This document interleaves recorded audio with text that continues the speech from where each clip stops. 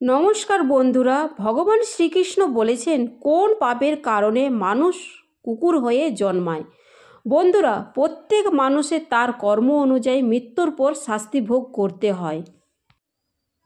যখন তাদের শাস্তি পূর্ণ হয়ে যায় তখন তারা আবার পৃথিবীতে জন্ম নেয়। যে যেমন কর্ম করে সে সেইভাবে জীবন পায়। কিন্তু বন্ধুরা, আপনারা কি জানেন কোন অভিশাপের কারণে মানুষ কুকুর হয়ে জন্মায়? আর কি এমন কাজ যা মানুষ জীবনে কখনো করা উচিত নয়, যার কারণে আমাদের নরকে যেতে হয় এবং তারপর আমাদেরকে কুকুরের জীবন পেতে হবে? বন্ধুরা, হিন্দু শাস্ত্র অনুযায়ী এই পৃথিবীতে বসবাসকারী সমস্ত মানুষের তাদের কর্ম অনুযায়ী মৃত্যুর পরে বিভিন্ন প্রজাতিতে জন্মগ্রহণ করে। কিছু ধর্মীয় গ্রন্থে এটাও বলা হয়েছে যে যারা তাদের জীবনে অনেক পাপ করেছে তারা এমন এক অবস্থাতে জন্মগ্রহণ করে যেখানে তারা তাদের কষ্ট অন্য কারুকে বলতে পারে না কিংবা কারুর সাথে ভাগও করতে পারে না। বন্ধুরা, আজ আমরা আপনাদেরকে বলবো যে সেই কাজগুলি কী যা একজন মানুষের জীবনে কখনোই করা উচিত নয়, তা না হলে কুকুরের জীবন নিশ্চিন্ত। নমস্কার বন্ধুরা, আমি আপনাদেরকে সকলকে অনুরোধ করছি এই গল্পটি শোনার আগে কমেন্ট বক্সে জয় শ্রীকৃষ্ণ বলে বা লিখে জানাবেন এবং লাইক করবেন। চ্যানেলটি সাবস্ক্রাইব করা না থাকলে অবশ্যই চ্যানেলটি সাবস্ক্রাইব করে পাশে থাকবেন। বন্ধুরা, আমি ভিডিও ছাড়ার সাথে সাথে যাতে আপনাদের কাছে পৌঁছে যায় প্রত্যেক ভিডিওটা, আর আপনারা এই ভিডিওটা পেয়ে উপকৃত হবেন। চলুন বন্ধুরা, এই ভিডিওর মধ্যে আমরা জানতে পারবো যে মানুষ কোন পাপের কারণে এই কুকুর জন্মটা পেয়ে থাকে। বন্ধুরা, এক সময় ভগবান শ্রীকৃষ্ণের প্রিয় রাধারানী তার বন্ধুদের সাথে নগর পার্সানাতে ঘুরতে বেরিয়েছিলেন। তারা গ্রাম জুড়ে এখানে ওখানে ঘুরতে থাকে। তখন তারা দেখতে পায় একটা অসহায় কুকুর খাবারের সন্ধানে একটি বাড়ির কাছে দাঁড়িয়ে আছে। ঠিক তখনই সেই বাড়ির থেকে এক যুবক লাঠি নিয়ে বেরিয়ে আসে এবং কুকুরটিকে তাড়া করে। এই সব দেখে রাধারানী নিজেকে সামলায়ে রাখতে পারলেন না। তিনি তার বন্ধুদেরকে বললেন, বন্ধুরা, তোমরা সবাই নিজে নিজে বাড়িতে যাও। এখান থেকে আমি আমার প্রভুজি শ্রীকৃষ্ণের কাছে যাব এবং তাকে কিছু প্রশ্ন করব। তারপরে সেখান থেকে রাধারানী ভগবান শ্রীকৃষ্ণের সাথে দেখা করতে রওনা হলো। এইদিকে ভগবান শ্রীকৃষ্ণ তার রাজপ্রাসাদে সোনার তৈরি সিংহাসনে বসেছিলেন। তখন তার প্রিয় রাধারানী রাজভবনে যান এবং ভগবান শ্রীকৃষ্ণকে জিজ্ঞাসা করেন, হে প্রভু, আজ যখন আমি আমার গ্রামের বাড়িতে যাচ্ছিলাম তখন আমি দেখলাম যে একটা কুকুর তার দুর্বিবশ জীবনযাপন করছে।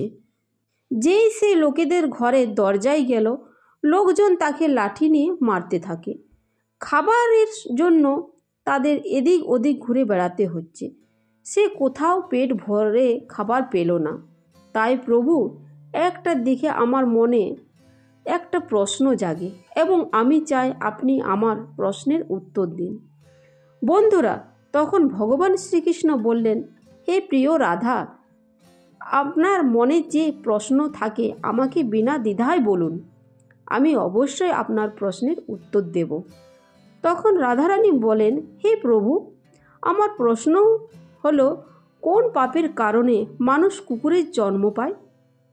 তারপর ভগবান শ্রীকৃষ্ণ বললেন, হে প্রিয় রাধারানী, আজ আপনাকে এমন একটি গল্প বলবো যা শুনলে আপনি অবশ্যই আপনার প্রশ্নের উত্তর পেয়ে যাবেন। সেই জন্য প্রিয়, এই গল্পটি মন দিয়ে শুনুন। তখন রাধারানী বলেন, হে ভগবান, আমাকে গল্পটি বলুন, আমি এই গল্প মন দিয়েই শুনব। বন্ধুরা, এরপর ভগবান শ্রীকৃষ্ণ গল্প বলতে শুরু করলেন। তিনি বলেন, হে প্রিয় রাধারানী, এক সময় ভগবান শ্রীকৃষ্ণ রাম যখন তার রাজসভায় বসেছিলেন তখন তিনি একটি কুকুরের কান্নায় শব্দ শুনতে পেলেন। তখন বৈঠকে উপস্থিত দারোয়ান কুকুরটিকে সেখান থেকে তাড়িয়ে দেন। পরের দিন আবার একই কুকুর একই জায়গায় এসে কাঁদতে শুরু করে। আবারও দারোয়ান সেই কুকুরটিকে মেরে তাড়িয়ে দেয়। বৈঠকের তৃতীয় দিনেও যখন সেই কুকুরটি একই স্থানে বসে আবার কাঁদতে শুরু করে, তখন ভগবান রাম মনে একটি প্রশ্ন জাগতে শুরু করে। এই কুকুরটি প্রতিদিন আমার রাজপ্রাসাদের বাইরে কাঁদে কেন? তখন ভগবান রাম সেই কুকুরটির কান্নায় কারণ জানতে চাইলেন এবং দারোয়ানকে বললেন, কুকুরটিকে এখানে ডেকে আনো তো। দারোয়ান তার কাছে গিয়ে কুকুরটিকে বলল, ভগবান শ্রীরাম তোমাকে তার দরবারে ডেকেছেন। তখন কুকুরটি বললেও, আমার এমন জন্ম হয়েছে যার মন্দির, রাজভবন, রান্নাঘর এবং গোয়ালঘরও মতো পবিত্র স্থানে যাওয়া উচিত নয়। আপনি বরং গিয়ে ভগবান শ্রীরামকে আমার সাথে দেখা করতে বলুন। তারপর দারোয়ান গিয়ে কুকুরটির সমস্ত কথা ভগবান শ্রীরামকে জানালেন। এই কথা শুনে ভগবান শ্রীরাম নিজেই সেই কুকুরটির কাছে যান এবং তাকে বলেন, তুমি আমার রাজপ্রাসাদে বাইরে এসে প্রতিদিন কাঁদো কেন? হে ভগবান, আমি কোনো অপরাধ করিনি, তবুও একজন সন্ন্যাসী আমাকে পাথর দিয়ে আঘাত করেছে, যার কারণে আমার পা ভেঙে গেছে এবং এখন আমি প্রচণ্ড ব্যথায় কষ্ট পাচ্ছি। তাই তো আমি প্রতিদিন আপনার দরবারে এসে কাঁদি। সেই কুকুরের কষ্ট দেখে ভগবান শ্রীরাম খুব দুঃখ পেলেন। তখন ভগবান শ্রীরাম তার দারোয়ানকে ডেকে বললেন, আপনি এক্ষুনি যান, সেই সন্ন্যাসীর আছে তাকে খুঁজে বের করুন এবং যত তাড়াতাড়ি সম্ভব তাকে আমার দরবারে নিয়ে আসুন।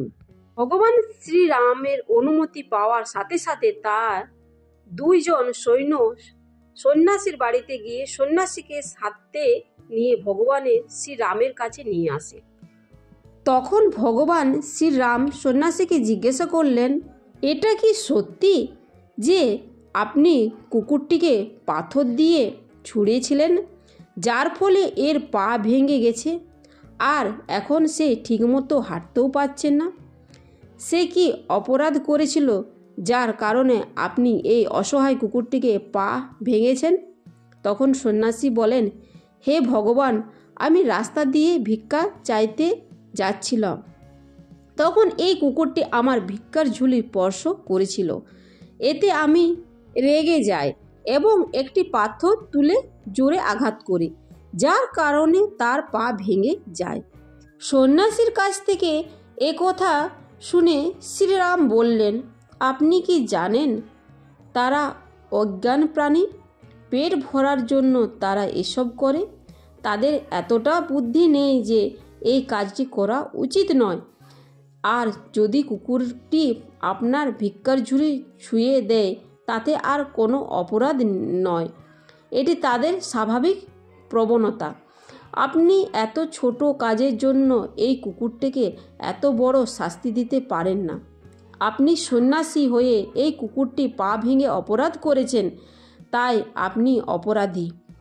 এরপর ভগবান শ্রীরাম সেই কুকুরটিকে বলেন, এই সন্ন্যাসী তোমার অপরাধী, তুমি তাকে যা খুশি শাস্তি দিতে পারো। ভগবান শ্রীরামের এই কথা শুনে কুকুরটি বললেন, হে ভগবান, এই সন্ন্যাসীকে কোনো না কোনো প্রাসাদের রাজা করে দেওয়া হোক। তখন ভগবান শ্রীরাম কুকুরটি কথা মেনে নিলেন এবং সন্ন্যাসীকে রাজার পোশাক পরিয়ে ঘোড়ায় বসিয়ে একটি প্রাসাদে নিয়ে গিয়ে তাকে সেখানকার রাজা করে দিলেন। সন্ন্যাসী রাজা হয়ে সোনার তৈরি সিংহাসনে বসে ভাবতে লাগলো, রাজার পোশাক পেয়েছি, রাজ্যও পেলাম, রাজকন্যা থাকা এত সোনাদানা আমার। আমি স্বপ্নেও ভাবিনি যে আমার জীবনে আমি রাজা হব, আর একটা কুকুর আমাকে রাজা বানিয়ে দিল। সত্যি এই কুকুরের কোনো বুদ্ধি নেই। কারণ আমি তার পা ভেঙেছিলাম, কিন্তু আমাকে শাস্তি না দিয়ে সে আমাকে প্রাসাদের রাজা বানিয়েছে। এই সব দেখে মানুষজনও খুব অবাক হলো। লোকেরা ভগবান শ্রী রামকে জিজ্ঞাসা করলেন, হে ভগবান, এই কুকুরটি কেন এই সন্ন্যাসীকে শাস্তি না দিয়ে রাজপ্রাসাদে রাজা করলে? অথচ সেই সন্ন্যাসী এই কুকুরটির পা ভেঙে দিয়েছে। রাজ্যের মানুষের কাছে থেকে এই কথা শুনে ভগবান শ্রীরাম বললেন, এই প্রশ্নের উত্তর একমাত্র কুকুরেই দিতে পারে। তারপর সবাই সেই কুকুরটির কাছে গিয়ে কুকুরটিকে জিজ্ঞাসা করল, কেন তুমি সেই সন্ন্যাসীর সাথে এমন করলেন? তাকে শাস্তি না দিয়ে তাকে রাজ্যের রাজা বানিয়েছ। তখন কুকুরটি হেসে বলল, তোমরা জানতে চাও কেন? ওই সন্ন্যাসীর শাস্তি না দিয়ে তাকে রাজপ্রাসাদে রাজা করলাম। শোনো তাহলে, অন্যায় কাজ করা, রাজার বাড়িতে আসা ভিক্ষুকদের তাড়িয়ে দেওয়া মানুষ এবং অন্যের সম্পত্তি হতগত ব্যক্তি এবং যে দারিদ্রতা নির্যাতন করে তারা মৃত্যুর পর পরের জন্মে কুকুর হয়ে জন্মায়। এতে কোনো দ্বিধা নেই যে একজন লোভী রাজা সর্বপ্রথম গরিবদের হয়রানি করেন এবং তাদের সম্পত্তি আত্মসাৎ করেন। তারপর কুকুরটি বলল, আমিও পূর্বে জন্মে রাজা ছিলাম।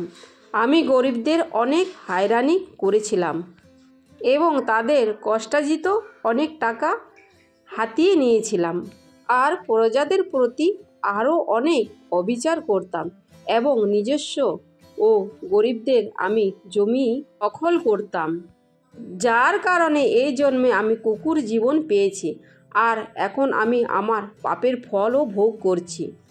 সেই জন্যেই আমি এই সন্ন্যাসীকে রাজা বানিয়েছি, যাতে সেও তার পরবর্তী জীবন কুকুরের জীবন পায়। তখন সে জানবে কুকুরের জীবন কত কষ্টের এবং পেট ভরার জন্য কত লোকের কাছে মার খেতে হয়। বন্ধুরা, আশা করি এই গল্পের মাধ্যমে আপনারা বুঝতে পেরেছেন যে মানুষের কর্মজীবন করলে কি কর্মের ফলে কি জন্ম হতে পারে। তো চলুন বন্ধুরা, ভিডিওটা আমি এখানে এন্ড করছি। ভালো লাগলে লাইক করবেন, বেশি বেশি করে শেয়ার করবেন, অবশ্যই পাশে থাকবেন। আপনারাও ভালো থাকবেন। রাধে রাধে। জয় শ্রীকৃষ্ণ। রাধে রাধে।